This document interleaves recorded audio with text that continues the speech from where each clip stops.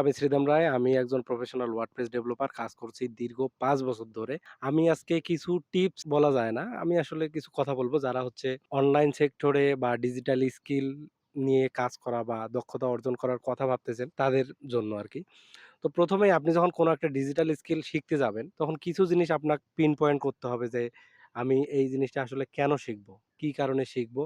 এর market value কেমন? এবং আমি ধরেন যদি ফ্রিল্যান্সিং করতে না পারি স্কিলটা শিখে, ধরেন আমি ক্লায়েন্ট পাচ্ছি না। এখন আপনি ফ্রিল্যান্সিং বলতে ঘরে বসে যদি সেই কাজটা শিখে করতে চান, সেটাকে তো ফ্রিল্যান্সিং বলতেছি, তাই না?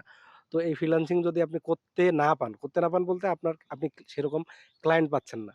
কিন্তু আপনি তো কাজটা শিখলেন। তাহলে আপনি নিজে সারভাইভ করবেন কিভাবে? তখন আপনাকে দেখতে হবে এই যে আমি কাজটা শিখলাম এগুলার কোনো এজেন্সি টাইপের বা কোনো কোম্পানি টাইপের আছে কিনা যেখানে আমি সেলারি বেস কাজ করতে পারবো। এই জিনিসগুলা আপনাকে ভাবতে হবে। তো কিছু স্কিল আছে যে স্কিল গুলাতে আপনি ফুললি হচ্ছে মানে ফুল ফাংশনাল এজেন্সি পাবেন। অনেক ভালো, ভালো কোম্পানি পাবেন যেগুলাতে আপনি ভালো একটা স্কিল যদি আপনি অর্জন করতে পারেন, দক্ষতা অর্জন করতে পারেন সেক্ষেত্রে আপনি হচ্ছে সেখানে গিয়ে সেলারি বেস কাজ করতে পারেন।